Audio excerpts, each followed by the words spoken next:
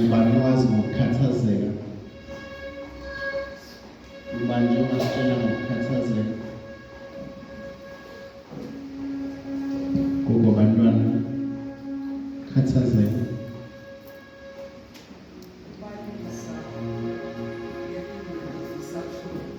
Ukubalisa ngezinto eziswahili. Mfundisi Manzeni, yini ukukhathazeka ngokuqonda kwakho?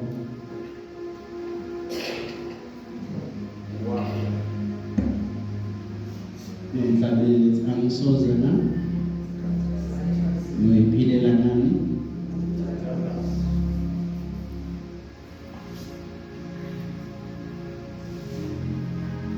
Kuyini ukukhathazeka bazalwane? Ungabi nani? Uthini omunye kuzini ukukhathazeka? Ukulimala ngaphakathi kuphi?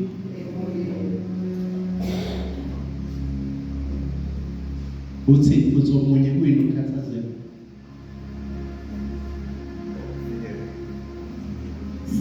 Phinda kothi baba. Uthi bakumanzini wesaba. Uthi gogo bantwana ukuhlala ubalisa. Ubani ongakaze akhathazeke empilweni othi mina njani ngaze ngikhathazeke? Njengoba sihleli la bangakho abangakhathazekanga.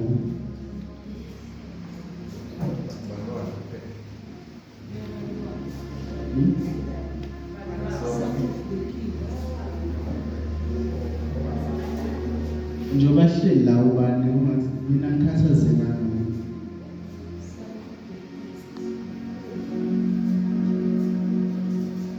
Othi nje mina ngikhathazekanga.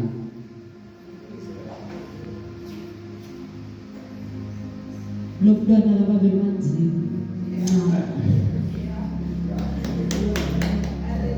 Wazi waba specific wathi nomncane ngoba baningi bese ukubuthandile kanti mhlamba kusile.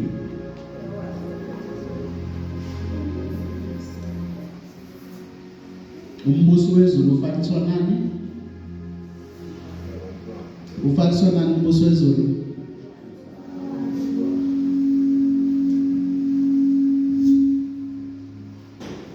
Siyanthanda sothanda zasemakhaya. Uma sihlangene nesikhonza la. Le bese sisuke sifunda, siyafunda noma sesisonke. Nje uma uphuma la uzana.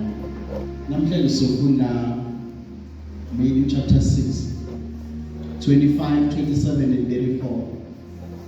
Sibheke Exodus 16.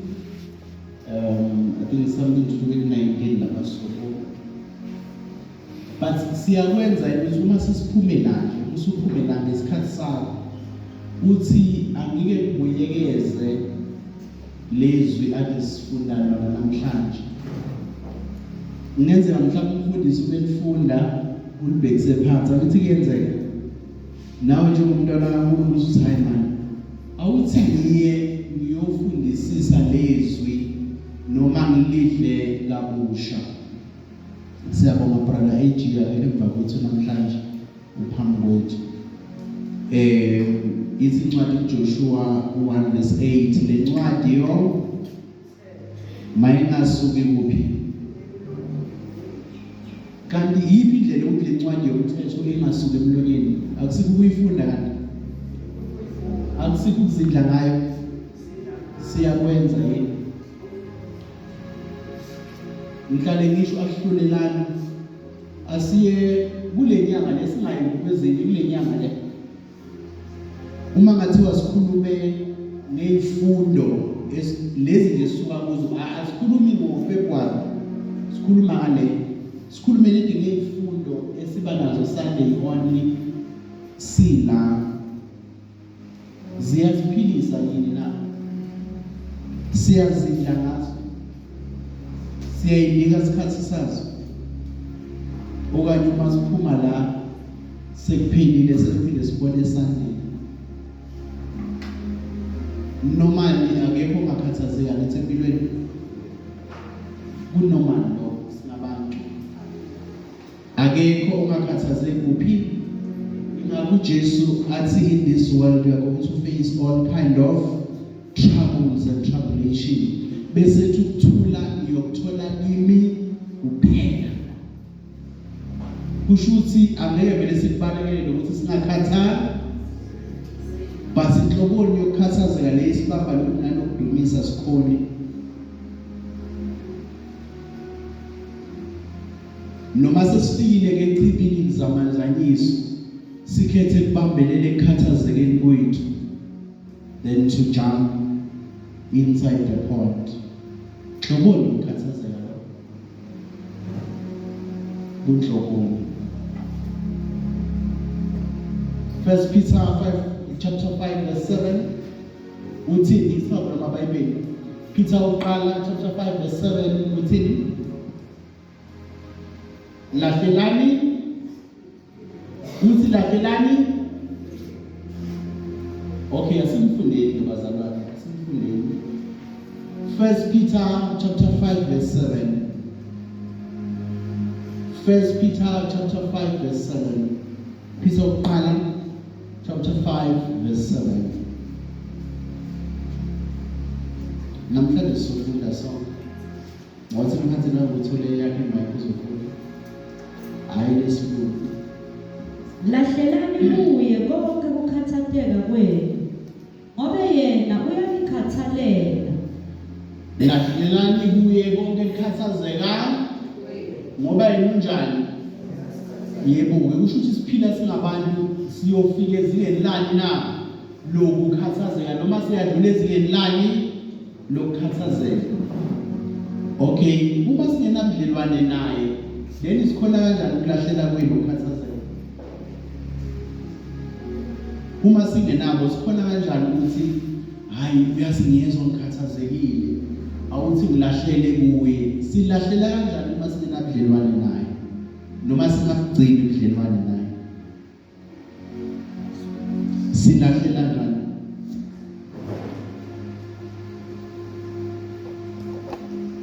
Exodus 16 19 and 20 mfuna siphindele lapha kuMatthew aqale ngathi ukukhathazeka ngicaphuna nje izimbalwa ungayibhala uyihlolisise uhambe nawe uNkulunkulu akusise ngezinye ukhone kubona ukuthi okunye angeke uzubalekele kodwa kufuna ube nobudlelwane noNkulunkulu abantwana bakaIsrael la khona besohambeni lwabo lwesithembiso sebephumile eGibhithe akithi siyazi ukuthi bebekhala la sebephumile eGibhithe en route to Canaan choose besendleleni yakuphi eCanaan bayithola bebhekene nesimo sendlala noma sokulamba emva kokuthi babhekana leso simo basebenza njani na bayakhathazeka mina nawe namhlanje kunezinto esingenazo asikhathazeki sasicabanga ukuthi siyonele shade konke kube right sasicabanga ukuthi sizosebenza konke kube right sasicabanga ukuthi wani ngoba umama ngoba ubaba ngathi konke kuzoba njani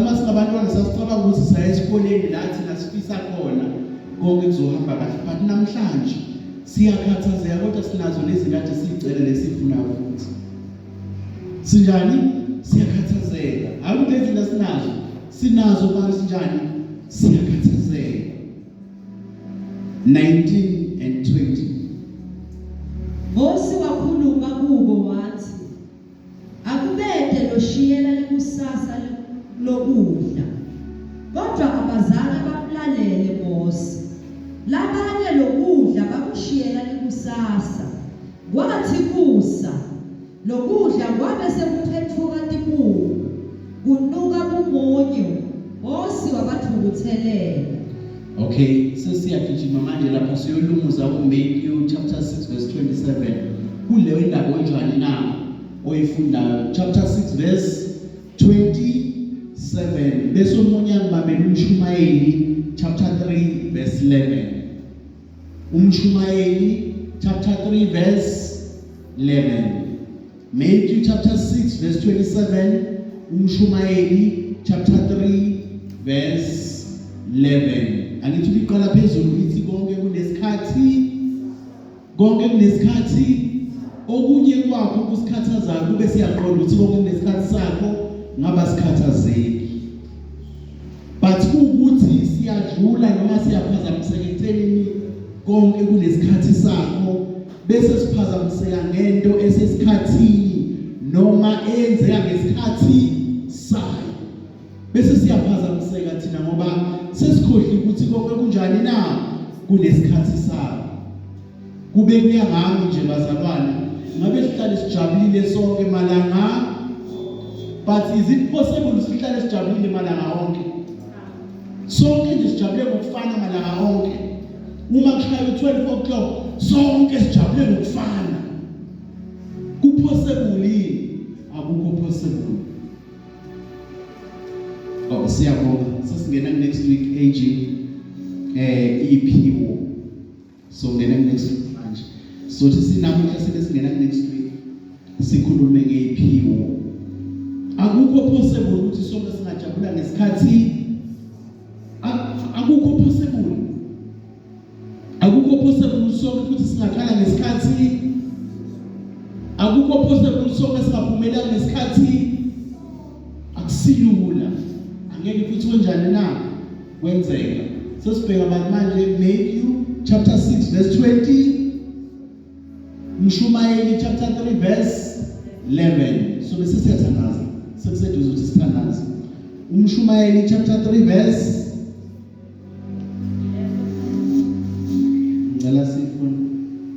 Matthew chapter 6 verse 27. Kukhona yini emkhathini wenu lokade ngetela ukuzuzwana ebudzeni bempilo yakhe ekutihlupa kwakhe?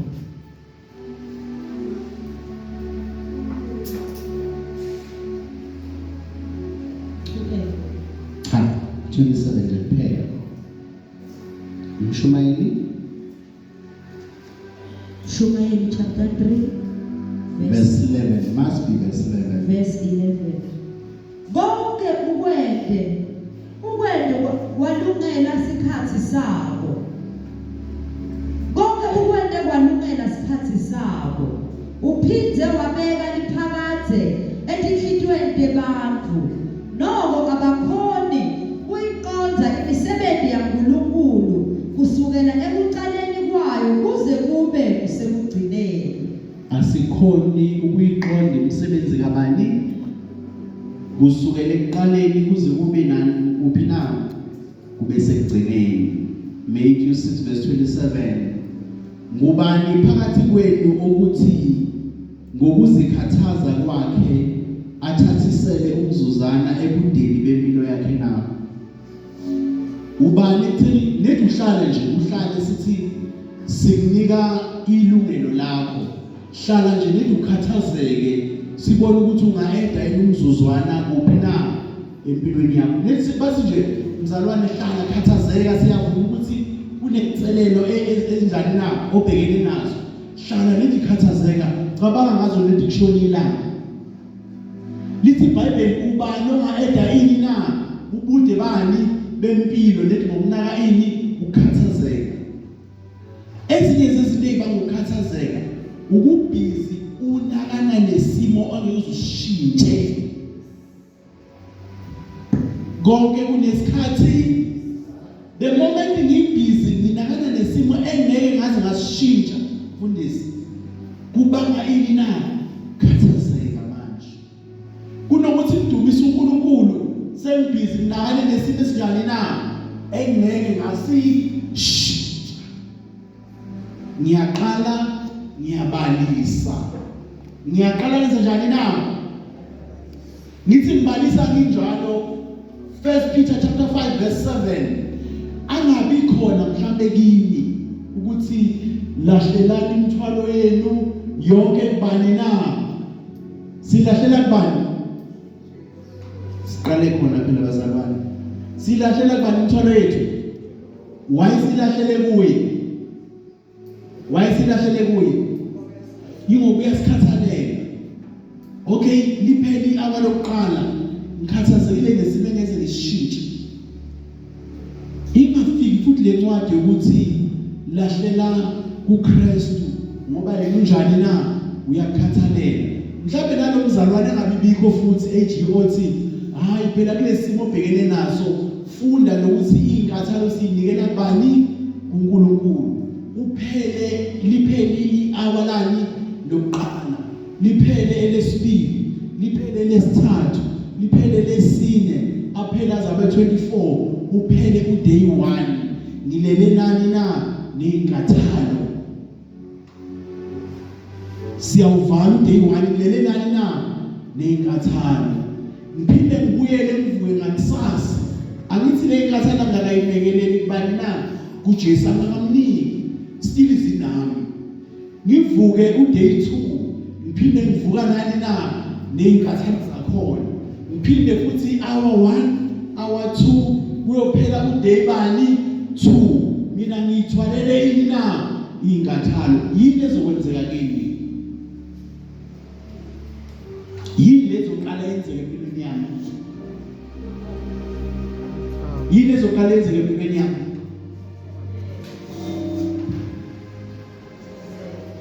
Ngizokwenza njani? No, already ngikhathazekile, usuku lokuqala ngakhathazeka. Iyafika le ncwadi ukuthi lahlelani kuJesu ngoba yena uyakhathalela. Wangababikho futhi umzalwane ukuthazayo ukuthi ngobe lahlela kuJesu noma nikela kuJesu ley'nkathazo zakho. Waphela uday 1, waphela uday 2. Asikhulumi ngo 6 days or 7 days. Yini ezoqala yenzeke kimi? Uthi umvangeli ukugula vilakazi. Uthi omunye ungehla emzimbeni, uthi nomunye. Uthi omunye ukufa kohlangothi, asisho njalo. Uthi nomunye. Ukulangazelela izithi uthi nomunye yini lengenzeka. Uthi omunye ukucindezeleka komqondo, depression, uthi nomunye. Uthi omunye ulaka. Seqala manje kuba nama-fruits of the flesh, angithi so kuba nezithelo zani na zenyama.